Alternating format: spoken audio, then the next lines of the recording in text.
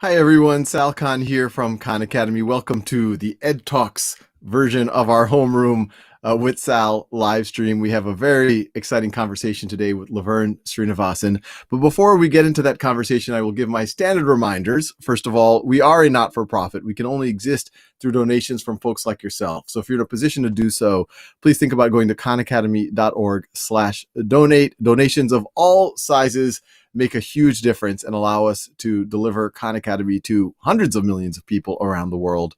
I also want to make a special shout out to several organizations that stepped up, especially during the pandemic when they realized that more people than ever were leaning on Khan Academy, which also meant our costs were going up, our server costs and our desire to accelerate a whole bunch of programs. So special thanks to Bank of America, AT&T, Google.org, Novartis, Fastly, and General Motors. And then last but not least, there is a podcast version of this live stream available wherever you get your podcasts on Homeroom with Sal, the podcast.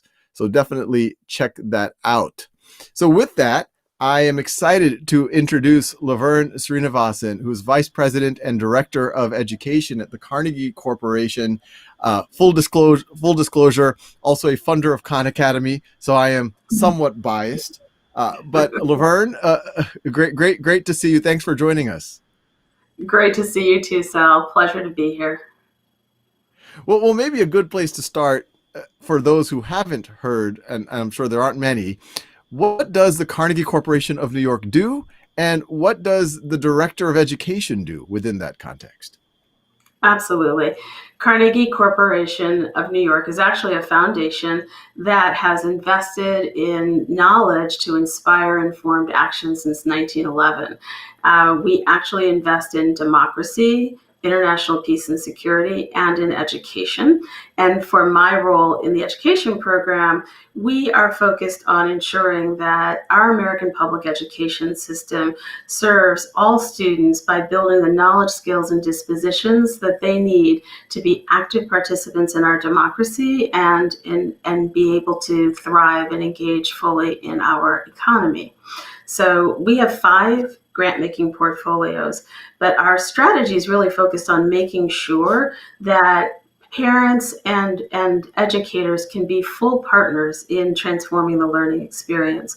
We think it's absolutely critical that our best hope for having an equitable and transformed learning environment is by fully engaging the adults and building their capacity, and also ensuring that they can work in a system that's optimized to ensure their effectiveness, including making sure that their actions are informed by knowledge that's been developed in the field.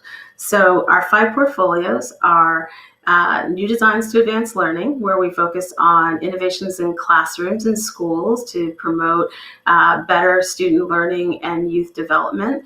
We also focus on Pathways to Post-Secondary Success, where we reimagine pathways for high school graduates, including access and completion of college and better aligning K-12 higher ed and careers. We have another portfolio focused on leadership and teaching to advance learning, where we focus on high quality curriculum and strengthening teaching and learning to implement that high quality standards aligned curriculum along with professional learning. We also have a portfolio that focuses on family engagement. It's a public understanding portfolio where we're really looking to have a shared understanding of how all of the adults in the system can work together along with students to transform the learning environment. And lastly, we have an integration learning and innovation portfolio. And in that portfolio is where we really inspire all folks who are essential in transforming our nation's education system to develop strategies and implement them in complex systems and share the learning associated with that and foster collaboration. So those are our 5 portfolios now. And that was super helpful. And I just want to remind everyone watching, especially those who are watching live, if you have any questions for LaVerne or myself, we want to get to them. So please put them in the message board under wherever you're watching this, Facebook, YouTube, wherever. But LaVerne, on this focus on education, I'm curious about where you are most excited, where you're most hopeful, and especially what has the last year changed your perspective on anything, given all of the disruption that has happened to education because of the pandemic? So I feel we've really reflected on this deeply because there has been so much disruption, and there are so many people who are really struggling and have struggled, and also people who have had incredible experiences. But within our work, we realize that so many of the aspects of the focus in our 5 portfolios are turning out to be really important aspects of places, schools, school systems that have been able to pivot and adjust and adapt effectively in this disrupted environment. So in particular, I'd say one of our newer portfolios, although we've been invested now for 6 years in family engagement, that's been a real area of priority for us, and one that has been essential in helping through our grantees respond to the challenges that families have faced with the tsunami of resources coming at them to the extent that they have them, but also really connecting with their teachers, their schools, and school environments. And our grantees have really, I think, stepped up incredibly well to help all parents and schools, teachers and educators connect with families in more meaningful ways. So we're excited about the possibilities that this has in continuing to build commitment and to build on the strength of what's happened over the last year, so that we no longer operate in a way that has some artificial constraints and walls around schools that don't effectively, in the past, did not effectively engage parents as well and communities as well as they could have. And we have 2 questions that double click on what you just talked about. From YouTube, both questions from YouTube. Susana Garcia Dominguez, who's a regular on the show, so to speak, I almost view her as a co-host of sorts. But she I've never met her in person, but I look forward to one day. Says, "Hi LaVerne, please share some of the most innovative projects you support. Thanks for all you do." From YouTube, Suhaib Alashkar also saying, "What are some of the projects you support in what way?" So especially with this parent engagement, why do you think there was a gap to begin with? And what are some of the efforts that y'all are supporting that you think could close this gap? Because it does seem in some ways obvious that the parent is an incredibly important actor for children's learning. Yeah, I think we historically focused in school systems on parent engagement is just an activity where we were inviting parents to come, at the very least, for parent-teacher conferences, maybe for bake sales and other activities. But there hasn't always been, and you can't paint the entire country with one broad brushstroke around this. But I think that a lot of efforts were involving bringing parents into the school environment to participate in some particularly focused way. And I think the difference in what we have seen in the last year, and by the way, we've known through research for quite some time that parent engagement is essential to improving student outcomes. So what we've seen is, for example, efforts that we supported, that homeschool connection. Engagement isn't just about, showing up in schools on school time. Parents have busy schedules. Not every parent can come in at the prescribed times that schools invite them in. So how do we create an environment where there is a more dynamic engagement between home and school? One of our grantees that is really strong in this area is Power My Learning, where they've created an innovative app that allows children to demonstrate what they're learning in school by actually basically teaching it to a caregiver or parent or other adult in their homes or outside of the school environment. So it really triangulates in a way that home, school, teacher, parent, and student learning and creates a more bi-directional engagement that fosters a more inclusive learning environment. So those are the kinds of things we can do. I mean, during the pandemic, there were also efforts that helped with translation, whether or help parents understand how to read to their children, like Springboard Collaborative. So there are, as a matter of fact, we actually have a number of these resources on our website that we tried to help curate for busy families who also couldn't work through the tsunami of resources that started flowing their way. So I think the real secret, Sal, and what I hope we will see looking different going forward, is a better understanding of where families are and meeting them where they are in a more authentic way, as opposed to just to let us invite you into our four walls. No, I love that example you gave. I've always been a huge advocate and supporter that some students could actually be incredible teachers, and to at least tutors, maybe I should say, and to maybe leverage them within a classroom to tutor each other or to tutor younger peers. But it sounds like y'all are taking it further with some of your grantees to say, well, why can't the students tutor their parents? Which I think is a very, very, very powerful idea, because it is, I always cringe when a parent, but I understand at the same time when they say, oh, well, I haven't seen this since fourth grade. I was like, yeah, but you went to fifth grade and sixth grade. But there is sometimes this fear of parents to even engage, but this kind of flips the things in a really interesting way. What are you've been in the field of philanthropy, in the field of education for a while. And, I like you, I'm very optimistic about where the world can go, but there's also sometimes cynicism that people have been working on this problem for a while. They've been throwing money at different parts of the problem, but at least from some vantage points, it looks like it hasn't moved the dial. Do you agree with some of that cynicism? Do you have some fears? And how the philanthropic world do y'all maybe even learn from some of, it might not be things y'all have done, but stuff that have happened in the past, and what are those learnings? Yeah, that's a great question, Sal. You're right.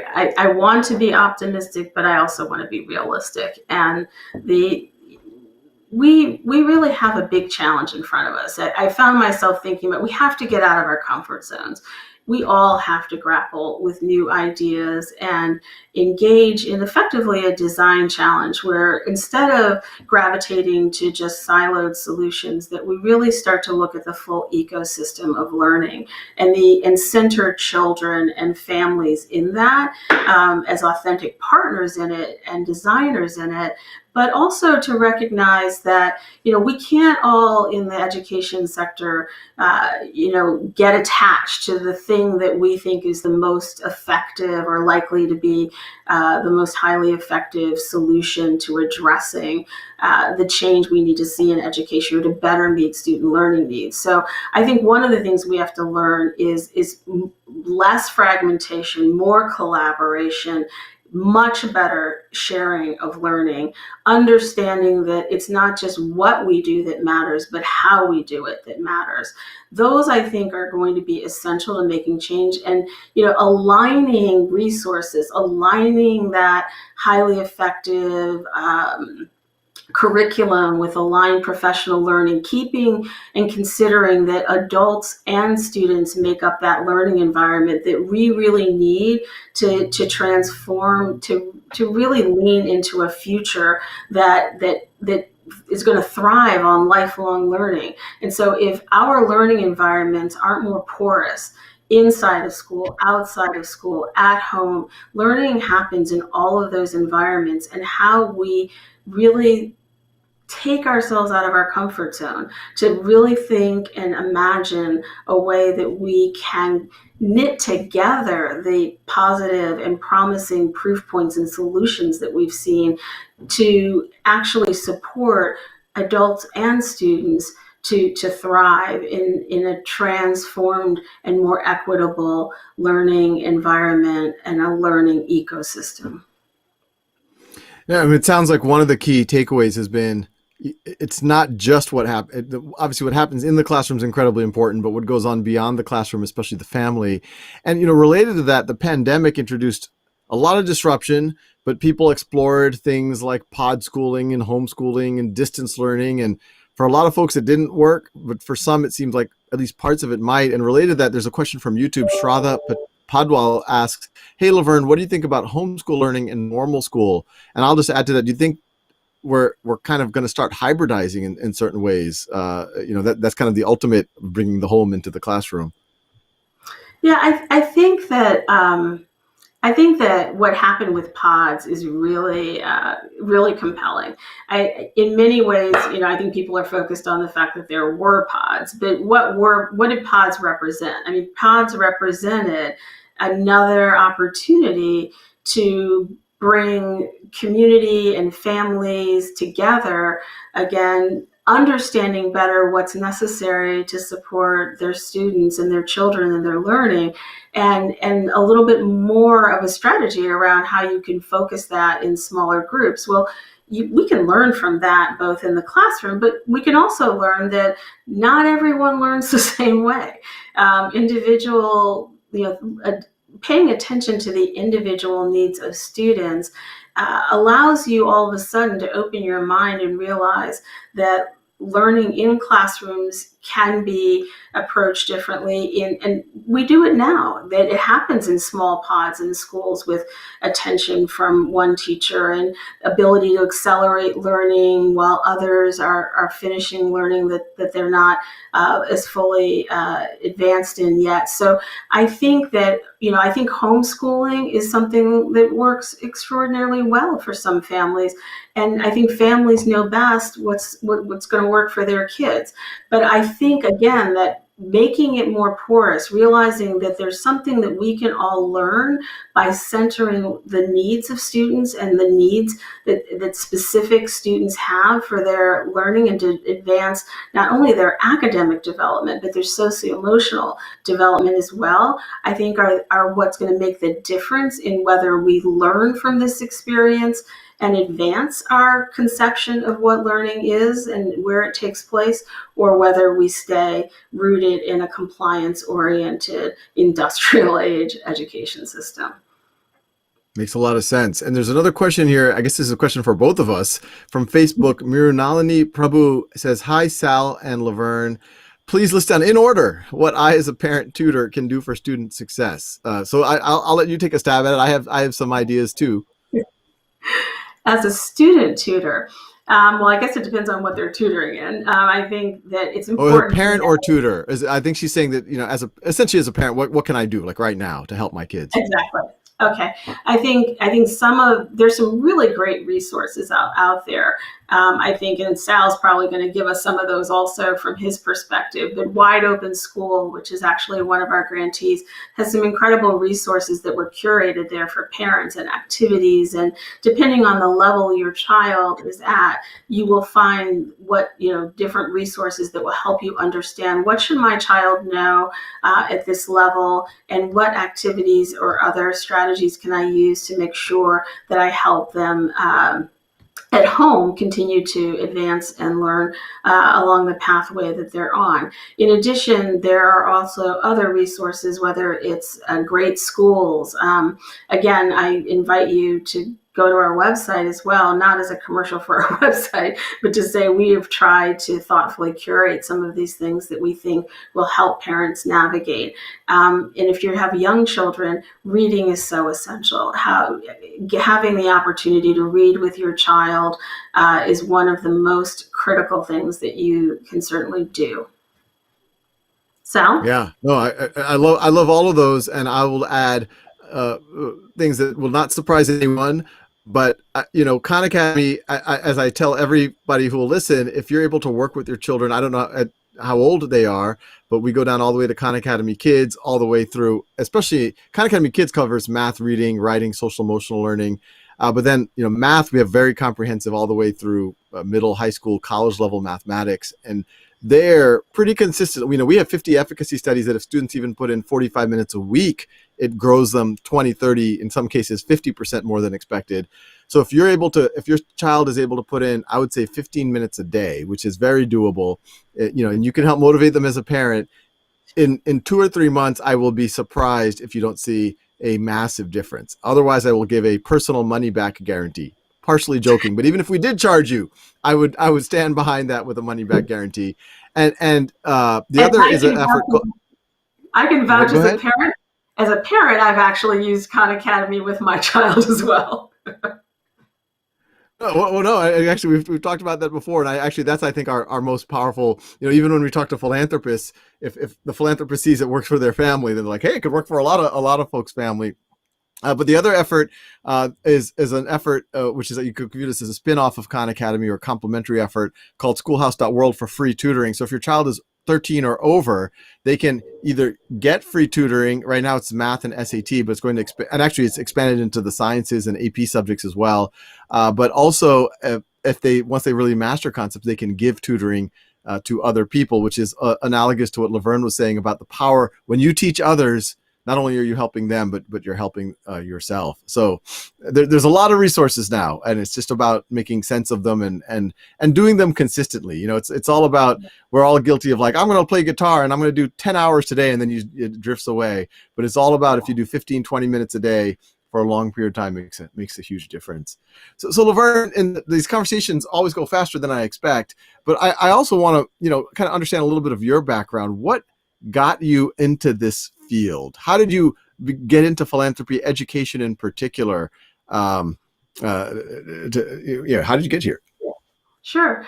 Well, I was fortunate enough to grow up in a family that absolutely thought education was the most important thing. And I'm so grateful still every day for that. And that has had me on a lifelong journey of whether it was tutoring younger kids or working while I was in college to set up opportunities in communities to work with young people with computers and helping them do exactly what we're talking about now, which is sort of out of school learning. That's something, or being a mentor, those are all things that I did while I wasn't in education as a career. But what inspired me to get into education and stay in education is actually using my skills and background from private sector experience that I had to think about how to transform the system. And transforming a complex system like education is really hard to do, but it gets a little bit more realistic to believe it can be done, which is what I've seen when you actually center students and families and communities and you design from that perspective.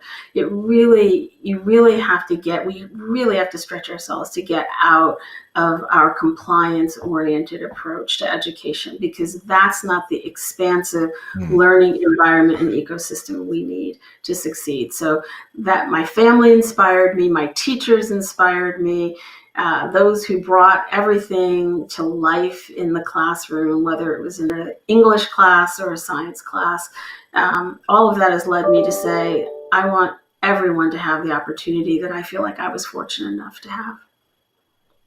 And on that last point, as we ramp into Teacher Appreciation Week, I'm curious: are there any teachers that I'm sure many teachers that you want to appreciate, but any that come to mind that you really made a lasting impact on you? Yeah, I will say I want to appreciate all teachers, just because one of the things that I've done in education is really focus on how important teachers are. So first, shout out to all teachers. You are all special. And I hope in this time of COVID, when everyone has had to get so much closer to understanding what teaching is all about and what it means for their kids, that we all appreciate all of you more. In particular, I'll shout out Ronnie Clemmer and Beverly Hannett. They were both English teachers of mine, and one in middle school and one at high school. And they just brought every book to life for me, made it relevant, made it engaging, and really contributed to sort of my lifelong love of reading. No, that's great. I mean, I think the teachers in our lives that have made a difference. I mean, it just keeps going, and unfortunately, they don't hear probably about it enough, because maybe when you were in middle school or high school, we're not always there to say, "Hey, teacher, you've changed my life." But then when we're in our 30s and 40s and 50s, we're like, "Wow, it'd be incredible to be able to tell them that." Well, LaVerne, thank you so much for being part of this conversation. I hope it's the first of many, and I look forward to our partnership, our journey, doing all of the things that we talked about and more. And as we said, there's sometimes people get cynical about education, but I've never been more optimistic. So thank you so much. Well, it is such a pleasure to be on your show and to work with you, Sal. So thank you for having me. Well, Well, thanks everyone for joining. Especially it's been a little while since we did one of these others. I was on vacation. I went to Joshua Tree. Very, very nice. Highly recommend it. Actually, I'm going to post a video on it on my new TikTok account. I was very dismissive of TikTok until I tried it out, and now I'm kind of, I think, getting it. But thanks for joining, and I look forward to seeing y'all shortly for our next homeroom live stream, which I think will be next week. But I will see y'all then.